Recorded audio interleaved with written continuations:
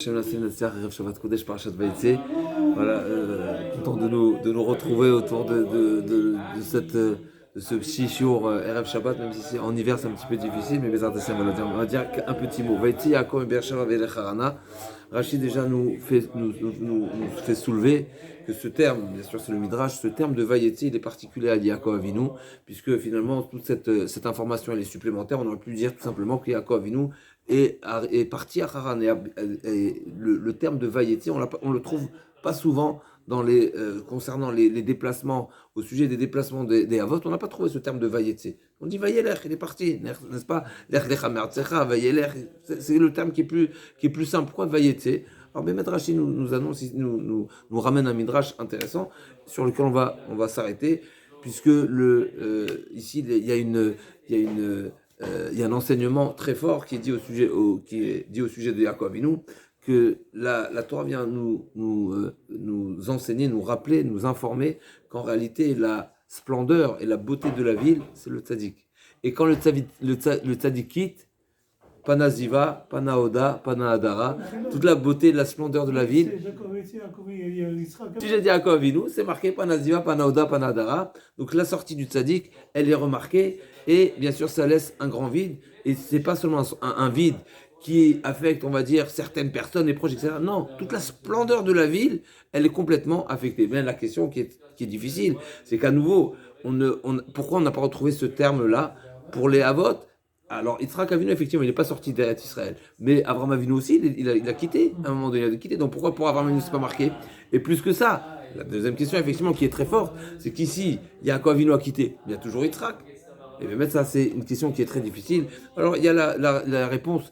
À cette question, précisément, il y a une réponse qui est rapportée. Effectivement, Yitzhak Avinu, une des raisons pour lesquelles Yitzhak Avinu, à la fin des jours, il a perdu la vue, une des explications, alors c'est parce qu'au moment de la Kedat Yitzhak, il a levé les yeux au Malachim, il y avait les pleurs des Malachim. D'après une autre explication, c'est la malédiction de Avimelech, etc. D'après une autre explication, c'est la fumée des femmes de Esav qui l'ont abîmé les yeux. D'après notre explication, c'est pour que Yaakov Avinu mérite les brachot, parce que si Yitzhak Avinu voyait clairement, donc il n'aurait pas, Yaakov Avinu n'aurait pas mérité les brachot. Mais une autre explication, c'est que je crois fait en sorte que Yitzhak Avinu soit aveugle pour ne pas qu'il soit à l'extérieur, pour ne pas que les gens disent voici le père c'est le père de Esav. Donc quelque part, d'après cette explication, on peut comprendre, effectivement, Yitzhak Avinu était en ville, il était en Eretz Israël, mais il n'était pas aussi exposé, il n'était pas aussi, on va dire, probablement actif. Bien sûr, c'est dans un petit peu notre langage. Il n'était pas exposé, il n'était pas sur la scène autant que Yaakov Avinu, même si Yaakov Avinu, on sait bien que Ishtam Yoshev Ohalim, c'est un homme aussi de l'intérieur, mais malgré tout, il était plus, on va dire, prédisposé à être exposé à l'extérieur, et donc c'est pour ça qu'il y a cette précision. Mais peut-être on peut dire davantage. On peut dire une autre réponse qui va toujours dans le même sens, mais un peu plus forte. Justement, la particularité du tzaddik, c'est même s'il y a encore un tzaddik dans la ville, chaque tzaddik rajoute de la lumière. Chaque tzaddik, il a son caractère. Même Yaakov Avinu, face à Yitzhak Avinu, c'est sûr que Yitzhak Avinu, bien sûr, c'est son père. Il a 60 ans de plus que lui. Il a, bien sûr, c'est Yitzhak Avinu, l'Atuma, il a sa particularité. Mais Yaakov Avinu aussi, il a sa particularité.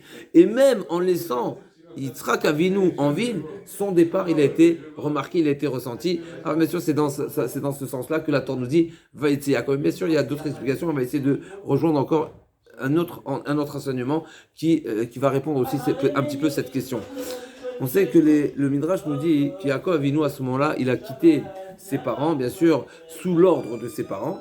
Et à travers les psukim, on pourra découvrir, en allusion, et même d'après les calculs, on pourra déduire que Yaakov Avinu n'est pas parti immédiatement chez Lavan. Comme c'est, n'est-ce pas, puisqu'on fait le calcul des années, comme ça va être marqué à la fin de la paracha, selon les calculs, forcément, Yaakov Avinu, à quel âge il a été béni? Quel âge il avait quand il a été béni? Il avait 63 ans, au moment des brachot. N'est-ce pas, pourquoi il avait 63 ans? Parce qu'il y a un calcul simple. Yitzhak Avinu a dit à Esav, va me servir à manger, comme ça je te bénis. Pourquoi? Lo yadati yomoti, je ne sais pas quand est-ce que je vais mourir. qu'est-ce qui s'est passé, Pitom? Pourquoi Pitom, Yitzhak a craint la mort? Chachamim nous enseigne, il y a un enseignement de Chachamim qui nous dit qu'un homme, 5 ans avant l'âge du décès de ses parents, il doit craindre la mort. Donc si ses parents sont morts à un certain âge, 5 ans avant, il doit craindre. Nous savons que Sarah Imenou, donc la mère de Yitzhak, est décédée à l'âge de 127 ans. Donc 5 ans avant, il a craint le décès. Donc quel âge il avait? 123 ans. Comme ça c'est marqué. Donc il a dit, c'est vrai que mon père, Avraham Avinu, a vécu 175 ans, mais peut-être que je ne vais pas mériter la même vie, la même longévité de vie que mon père, peut-être celle de ma mère. Et donc ma mère, elle a vécu 127, donc déjà 5 ans avant, il a craint la mort. Donc il a dit, je ne sais pas quand je vais mourir. Quand est-ce que je vais mourir? Donc on ne va pas faire tarder les choses. Dès maintenant, je vais te bénir. Donc si Yitzhak avait 123 ans, d'accord? Donc on a dit 5 ans avant l'âge du décès de sa mère, donc lui il avait 123, donc naturellement quel âge avaient ses enfants?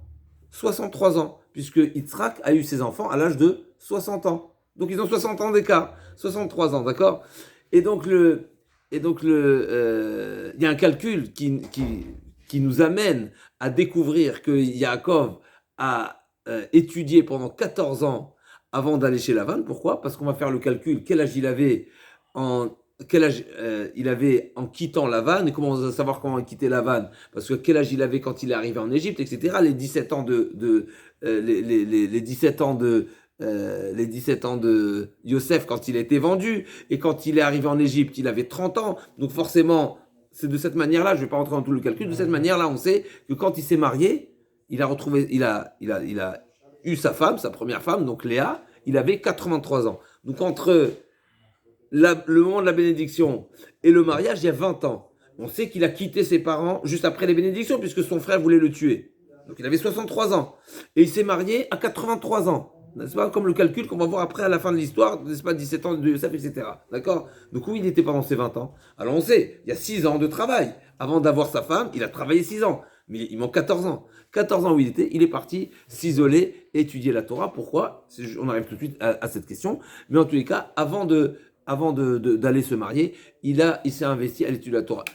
Et toujours dans les premiers psukim de la paracha, il y a en allusion cet enseignement, c'est une allusion léger, mais quand même une allusion, parce que c'est marqué Vayal Ensham, comment c'est marqué? Vayal qui va à Shemesh, Vaïka, donc Vayal Ensham, on traduit, il a dormi là-bas, Vayal Ensham qui va à Shemesh, parce que le soleil s'est couché, Vaïkar Me'avna Makom, Vaïshkav Bamakom Aou, et il s'est allongé à cet endroit-là.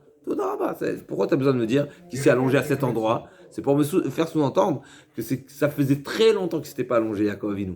Parce que pendant des années, il ne s'est pas allongé. Pendant toutes les années, là, justement, qui ne sont pas racontées, les années de sa vie qui ne sont pas racontées, c'est les 14 années avant d'arriver chez Lavan, il ne s'est pas allongé, il était constamment dans l'étude de la Torah. Et bien maintenant, on peut se poser la question, qu'est-ce qui se passe?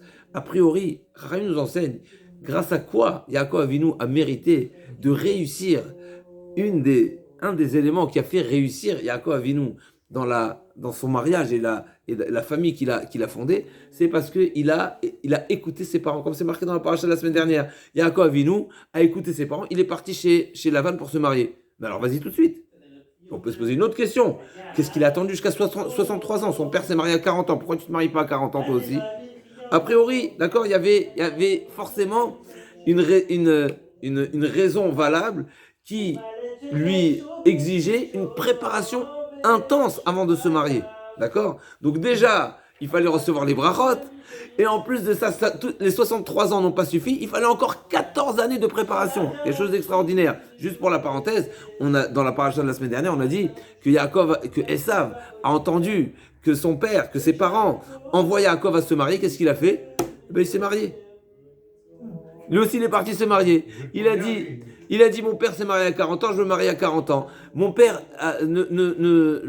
mes parents ne leur trouvent pas, ils trouvent pas grâce à les filles de Kenan, ne trouvent pas, ne leur plaisent pas. Eh ben, je vais aller chez Ishmaël. D'accord? Donc lui, il y avait vraiment cet enseignement qui était vraiment perceptible dans cette maison.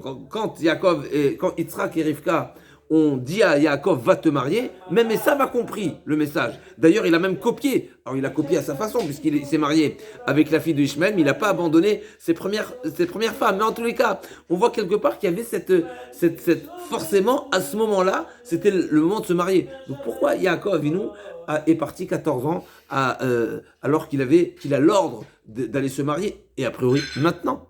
D'accord? Donc, s'il a l'ordre, pourquoi d'accord? Donc, c'est cette question-là aussi qu'on veut répondre. Donc, d'un côté, il y a cette notion de vayetse, où on a posé la question, donc Panaziva, Panadara, effectivement, mais c'est un enseignement qu'on a trouvé chez Yaakov Avinu. Il y a cette deuxième question, où on retrouve que Yaakov Avinu, avant d'aller se marier, il prend le temps de se préparer, et ça exige 14 années d'études. Alors, d'après une explication, j'ai entendu une explication l'année dernière, pourquoi il a eu besoin de ce moment d'études? Parce qu'effectivement, au moment où Yaakov Avinu a quitté ses parents, eh bien, il avait à la suite de l'histoire des brachot, il était affecté. Yaakov Avinu, qui est l'enfant qui a réussi, c'est l'enfant sérieux, l'enfant studieux. Yaakov Avinu, il était dans l'attente. Et son père, comme ça, il cherche les bénédictions sont réservées à Esav. C'est un petit peu frustrant. Où est sa place? Et il a eu besoin d'aller. Encore une fois, c'est Yaakov Avinu, on ne peut pas parler comme ça de Yaakov Avinu, il ne faut pas le prendre à la légère. Mais il y a quelque part, ça va dans ce sens, c'est pour ça que je rappelle ce chidouche, même si il faut avoir des appuis pour développer cette notion. Mais nous savons que, voilà, Yaakov Avinu quitte ses parents, et il y a quelque part une certaine fragilité, bien sûr, au niveau de Yaakov Avinu, qui est ce lien affectif avec ses parents, et il y a besoin de cette préparation avant de fonder son foyer. Et cette étude-là, qui est très particulière, comme nous savons, que cette étude-là, on y arrive tout de suite, qui était très particulière, qui était ses 14 ans d'études avant d'aller se marier, c'est l'enseignement qu'il a transmis à Yosef Hatzadik également. Et là, on arrive à les 14 années d'études. C'était une Torah particulière. Et là, on va essayer de répondre tout ça avec cette idée qui est l'idée maîtresse. En réalité, cette étude et cette préparation à ce mariage, il était nécessaire pour plusieurs raisons, et sur plusieurs facettes, on va essayer de mettre sur des mots simples la nécessité de cette préparation. Yaakov Avinu, comme nous avons dit, il quitte ses parents, il quitte Eretz Israël, c'est quelque chose en soi qui est extraordinaire. Il est poursuivi, mais pas que. Il est poursuivi par Esav d'un côté, mais d'un autre côté, on lui a ordonné d'aller chez Lavan. Lavan, il avait une bonne réputation. C'est-à-dire, sa réputation, elle était toute faite, mais bien sûr pas positive. Une bonne, je ne veux pas dire non positive, ça veut dire qu'elle était à l'opposé. Donc il savait à quoi il s'attendait, n'est-ce pas? Il y a besoin d'une préparation particulière. Premièrement, il est dans une situation encore une fois, il est poursuivi, il risque la mort, mais en plus de ça, non, pas fébrile, mais il sait qu'il y a une problématique à laquelle il faut se préparer. Et là, c'est cet enseignement qui est très, très puissant. Yaakov Avinu, en réalité, nous savons que c'est Yaakov Avinu. On sait que tous les avot, depuis que Akadosh Baruch Hu a dit à Avraham Avinu, Yado Ateda Kiger Yezaracha Beretzolan Vavadon Veinu Otam, sache que tes enfants devront passer par une période d'exil avant de mériter la Torah, avant de mériter Eretz Israël. Qu'est-ce qu'il a dit Avraham Avinu? Je prends sur moi. Moi je commence à payer. Il y a 400 ans à payer, moi je commence à payer. C'est pour ça, Khazak, c'est pour ça que les 400 années, en réalité, d'après une explication, c'est pas que les 400 ans sont passés à 210, mais c'est que les Avot ont déjà pris la moitié. Comment ils ont pris la moitié? Akadosh Baruch Hu lui a dit, tu sais quoi, ta descendance sera en exil. Depuis la naissance du Yitzhak, il a dit, ok, il y a la descendance, je prends. Et pareil, Yitzhak aussi l'a pris. Et pareil, Yaakov aussi l'a pris. Mais on pourra remarquer que la prise, on va dire, cette acceptation de l'exil chez Avraham Avinu, il n'était pas aussi puissant. Je parle pas dans l'esprit. Dans l'esprit, c'est à 100%. Et Chazal Shalom, c'est pas nous de noter l'esprit et le niveau de chacun. C'est pas ce qu'on est en train de dire. Mais je dis, de ce que la Torah nous raconte, on a l'impression, sur une certaine forme, les souffrances de Yaakov Avinu étaient bien plus importantes que les souffrances de Avraham Avinu. C'est-à-dire, encore une fois, bien sûr qu'Avraham Avinu, Chazal Shalom, c'est pas qu'on est en train de dire que un est plus que l'autre, c'est pas ça le sujet. Mais ce que là, bien sûr, Ayukulana, bien sûr, il était poursuivi par Esav. Avraham Avinu n'était pas poursuivi. Il était poursuivi. Alors effectivement, il y a des, mais c'est lui qui est sorti en guerre. mais il était poursuivi par Esav, donc il risquait la mort par Esav. Il risquait la mort par Lavan, il a été truandé par Lavan. Il a travaillé pendant 21 ans comme, n'est-ce pas, il voyait pas la nuit, n'est-ce pas, il dormait pas. Il travaillait dans le froid glacial et dans toutes les situations, il travaillait. Ça, on n'a pas trouvé chez Avraham Avinu. Encore une fois, bien sûr, il y a eu 10 épreuves d'Avraham Avinu qui sont 10 épreuves extraordinaires, mais on a trouvé quelque chose de particulier chez Yaakov.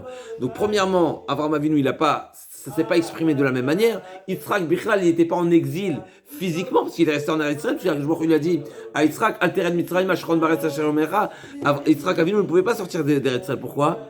Ola Temima, c'est un korban. Un korban, il sort pas, n'est-ce pas? Il est nifsal, s'il sort, chas shalom, c'est un psoul pour le korban. Donc même après, la Akedat Yitzhak, il a toujours son statut. C'est un korban. Un korban, il sort pas des. Mais Yaakov Avinu, il est sorti. Yaakov Avinu, il est sorti. Il a eu besoin d'une protection particulière, comme on voit dans la paracha. Akadosh Baruch Hu lui détaille la promesse de la protection très particulière qu'on ne voit pas chez Abraham et chez Yitzhak. Qu'est-ce qu'il a dit à Akadosh Baruch Hu? Il a dit, Ina Anochi, Vina Hashem Nitzav ala Vemar, Anochi Hashem Elokecha Avamicha, Ve'aya Zaracha, etc. Donc la promesse de la terre, la promesse de la descendance. Et qu'est-ce qu'il a dit? Vina Anochi Imach, Akadosh Baruch Hu qui lui dit, je suis avec toi. Akadosh Baruch Hu dit, je suis avec toi. Ushmarticha bechol asher telech, je te protégerai, je te garderai où tu iras. Vashivoticha le'adama hazot, et je te ramènerai. Donc Akadosh Baruch Hu dit, c'est moi qui suis avec toi, chaque pas je suis avec toi, et je te ramènerai. Kilo Ezofra, je ne t'abandonnerai pas. Adachar Divartila. Qui est-ce qui a mérité une bracha aussi forte que celle-ci? C'est quelque chose d'extraordinaire. La promesse d'Akadosh Baruch Hu, une proximité où Akadosh Baruch Hu lui garantit de ne pas l'abandonner d'un cheveu. C'est ce qu'il lui dit. Lo Ezofra, je ne t'abandonne pas. Adachar Divartila. Et c'est ça ce que Yaakov Avinu, à son réveil, va ira Yaakomot, va ikass Yaakov Mishato, va yomer, va ira, va yomar, manora, makomazé, c'est un endroit extraordinaire. J'avais entendu un chidouche terrible, c'est marqué, que si Yaakov Avinu, c'est marqué, si, dans le pasuk, c'est marqué, va nochilo adati. Je ne savais pas que c'était l'endroit du Beth Amikdash extraordinaire. Pourquoi? Parce que c'est marqué qu'à son arrivée, le soleil s'est couché avant son heure, et donc il a été forcé à s'arrêter là-bas, etc. Donc il s'est couché là-bas. Mais s'il avait su l'importance de cet endroit, puisque c'est ce qui est marqué, c'est des révélations extraordinaires, il n'aurait pas dormi. Mais il n'aurait pas dormi, ça veut dire quoi qu'il n'aurait pas dormi? Ça veut dire qu'Yaakov Avinu était prêt à renoncer à ce rêve extraordinaire qui était une prophétie, et toutes ces promesses, et ne pas avoir quelque part, entre guillemets, une certaine légèreté. C'est pas une légèreté, parce que quand le tzaddik il dort, bien sûr c'est pas une légèreté, mais en tous les cas, j'aurais pas dormi à cet endroit, j'aurais été prêt à renoncer à toutes ces promesses, mais ne pas dormir à un endroit où c'est complètement un kadosh. En tous les cas, donc Yaakov Avinu, il a mérité à quelque chose d'extraordinaire. Donc d'un côté, il est confronté à des épreuves terribles, d'un autre côté, il a mérité à quelque chose d'extraordinaire, et comme on voit dans toute cette histoire-là du rêve, tout est miraculeux, puisque nous savons que le soleil s'est couché avant l'heure. Akadosh Baruch Hu a dit, je ne vais pas le laisser passer alors qu'il est chez moi, je vais lui demander de s'arrêter là. On sait que quand il s'est allongé, il a mis 12 pierres, et à son lever, il y avait une seule pierre. On sait qu'il a eu Kfit Sataderer, c'est le même jour qu'il est arrivé, il a eu un raccourci, n'est-ce pas, la durée, le temps pour parcourir, il a été écourté, etc. Tous ces miracles. Mais, bien sûr, encore une fois, il y a tous ces éléments-là, on va les expliquer parce que avec cette idée qu'Yaakov Avinu sort en exil et prend l'exil sur lui d'une manière, on va dire, plus concrète que les Avot, que Avraham et Yitzhak, et on va dire plus différemment peut-être, c'est Yaakov Avinu qui va être l'ouverture et la préparation du vrai galout, puisque c'est lui-même qui est descendu en Égypte et qui a démarré, on va dire, l'exil d'Égypte, n'est-ce pas, concrètement. Alors, vous allez me dire, non, c'est pas Yaakov, c'est Yosef. Effectivement, c'est Yosef. C'est pour ça qu'on va retrouver que cet enseignement très particulier que Yaakov Avinu a étudié les 14 années avant d'aller se marier, en réalité, toute cette étude-là, c'était une étude particulière qui est la préparation et comment se préparer à un état d'exil quand on se trouve chez le Goy. Et quand on se trouve chez le Goy, il faut savoir qu'on a une mission. On a une mission, c'est nous tous et toutes les générations, on a une mission de fonder notre foyer alors qu'on a un environnement qui est hostile, qui n'est pas à notre niveau. Il y a des attaques extérieures. Mais pour ça, il y a ici, cette paracha nous enseigne qu'effectivement, par le mérite de Yaakov Avinu, on va réussir. Mais il y a une condition, c'est qu'il faut se préparer. Il faut savoir que c'est une mission qui est très importante. Et si c'est important, automatiquement, il faut se préparer. Comme le Ramban, il nous dit, la dimension d'une mitzvah, elle sera relative au temps de préparation qu'on a accordé à la mitzvah. C'est-à-dire, si on se prépare à la mitzvah, c'est-à-dire, on prend conscience de l'importance de la mitzvah, on s'intéresse à savoir, on s'interroge de quelle manière, comment on va optimiser la réalisation et qu'on va se mettre en état pour accomplir la mitzvah dans son intégralité, avec toutes les conditions, avec la simcha, avec tous les détails de la halacha, etc., etc. Alors là, à ce moment-là, la mitzvah, elle aura un grand niveau. Yaakov Avinu sait pertinemment qu'il doit fonder le peuple d'Israël, il doit fonder une famille, il se prépare. Il se prépare pas déjà 63 ans avant de quitter ses parents, mais il sait que si le mariage se passe à l'extérieur, se passe en exil, et se passe chez quelqu'un qui est comme Lavan, eh bien, il y a besoin d'études très particulières. Mais l'étude, c'est pas seulement 14 années d'études, c'est 14 ans d'études avec une messire de nefesh, avec un don de soi qui est jusqu'à ne même pas s'allonger pendant 14 ans. C'est une personne qui a cette conscience et qui met en application le nécessaire pour réaliser et pour optimiser, pour arriver au but voulu de la meilleure manière, il mérite tous les miracles. Mais c'est pas n'importe quel miracle, c'est des miracles qui sont hors de la loi de la nature, parce qu'on sait qu'il y a différents types de miracles. Il y a des miracles tout simplement ce qu'on appelle Ashgacha Pratit. C'est pas forcément un miracle, on va dire, où il y a un changement des règles de la nature. Mais il y a on va dire le bon Dieu a fait, mais ça avait Sibat Kolasibot, Akadosh Baruch Hu a organisé que tout se passe, n'est-ce pas, au bon moment et au bon endroit. Voulu, comme la Megillat Esther, on sait très bien que tout est dénissim, tout le monde c'est dénissim. Mais il y a une différence entre dénissim qui sont l'organisation des éléments, et il y a un est qui est qui est surnaturel. En réalité, ici, on voit tout le déplacement de Yaakov, après ces années d'études, tout est surnaturel. Et dans la distance, le parcours, et dans la manière où il s'allonge, et le coucher du soleil, tout est surnaturel. Pourquoi ? Parce qu'effectivement, une personne qui se donne totalement, sincèrement et profondément, c'est-à-dire qui fait usage de tous ses moyens pour atteindre l'objectif, pour réaliser la volonté d'Akadosh Baruch Hu, eh ben c'est lui...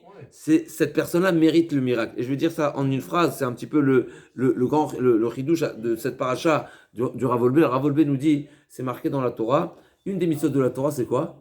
Ou bacharta bachaim, tu choisiras la vie. C'est-à-dire quoi, tu choisiras la vie ? Une personne, il faut savoir que le choix qu'une personne fait, c'est pas on va dire, optimiser sa vie. C'est la vie. C'est-à-dire, le choix de la personne, c'est ça ce qui va définir est-ce qu'il est vivant ou il n'est pas vivant. Je m'explique pour une phrase très, très courte. Une personne qui agit par mécanisme, par habitude, en copiant, etc., ce n'est pas le fruit d'une décision, d'une détermination, d'une volonté personnelle au moment précis, c'est pas de la vie. C'est un mécanisme. C'est-à-dire de même que des fois, on peut marcher, on réfléchit pas à ce qu'on marche, n'est-ce pas ? Il y a une personne, quand il marche, ou quand il se déplace, ou quand il fait quelque chose, il sait que je vais dans cette direction, et chaque pas, il est prévu, il est voulu, et c'est une réalisation qui est vivante. Par contre, quand je suis comme ça, un petit peu, je flâne, je fais un peu de n'importe quoi, même si je fais des bonnes choses, mais je n'ai pas ma conscience qui m'amène à réaliser la chose, je le fais en mode automate, n'est-ce pas ? C'est un automatisme. Plus que ça, Rabbi Yocham dit plus que ça. Même si mon automatisme, c'est le fruit de ma propre décision d'hier, c'est pas le grand niveau de vie. Le grand niveau de vie, c'est que chaque instant, ce que je fais, c'est ma décision. C'est ça ce qui est marqué dans la Torah, ou bacharta bachaim. C'est-à-dire que celui qui fait un choix, mais le choix de l'instant. Je peux avoir aussi un choix personnel qui est d'hier. Mais aujourd'hui, quand je vais réaliser et je vais appliquer mon choix d'hier, ma réalisation d'aujourd'hui, c'est la vie d'aujourd'hui ou la vie d'hier ? Si c'est la vie d'hier, alors c'est du passé.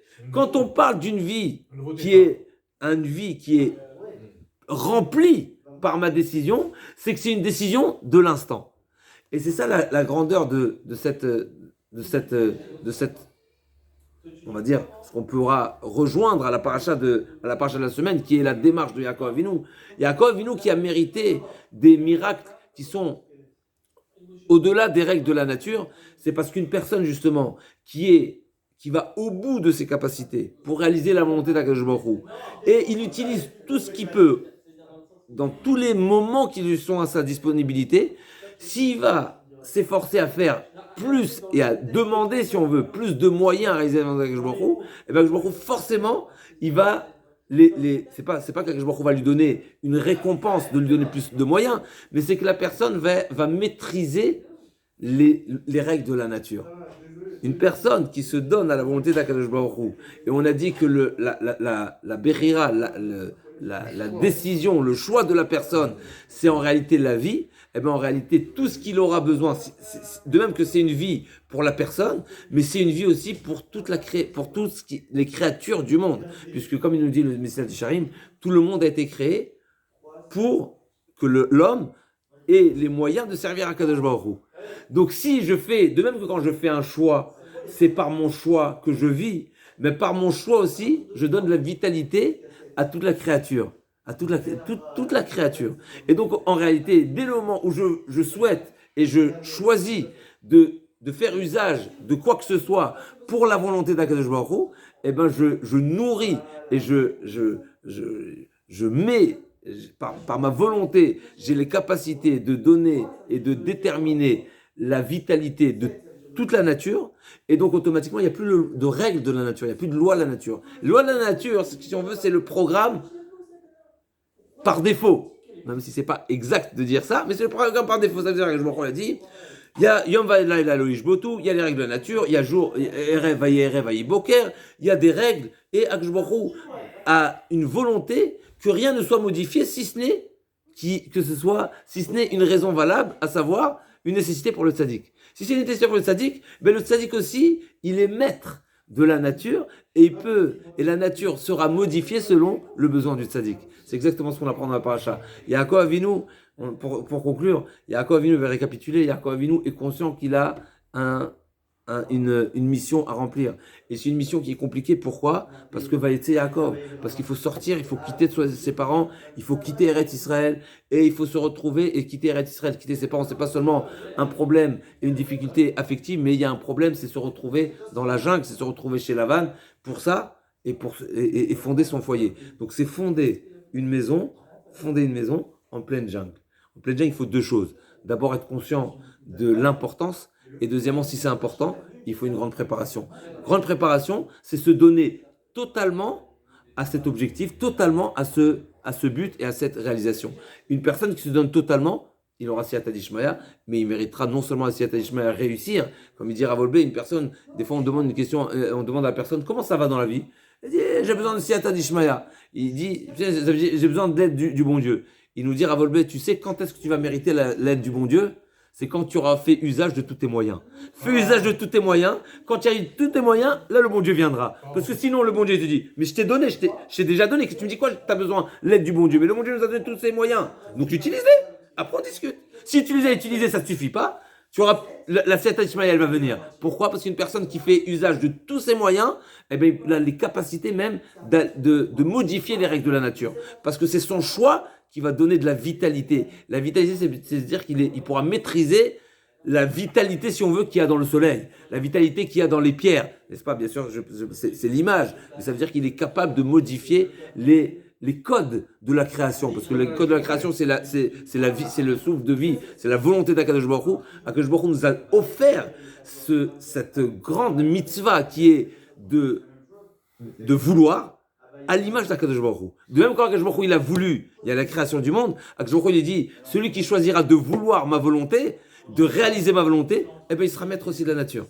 Et on pourra mériter, V'zard Hashem, Siyata Dishmaya et des Nissim Glouim, des miracles qui sont, bien sûr, c'est le mois de Kislev, où on a vu tous ces miracles-là d'une poignée de personnes qui ont pu mener un combat, là aussi pareil. Pourquoi ? Parce qu'ils ont pris Messirut Nefesh, on discutera dans les semaines à venir, V'zard Hashem, ce don de soi, de faire usage de tous ces moyens. Que je me dis, si tu as tout utilisé, tu as besoin encore, eh ben, tu es libre, tu vas trouver des nouveaux moyens, même si ça dépasse les règles de la nature. Amen. Shabbat shalom. Shabbat shalom.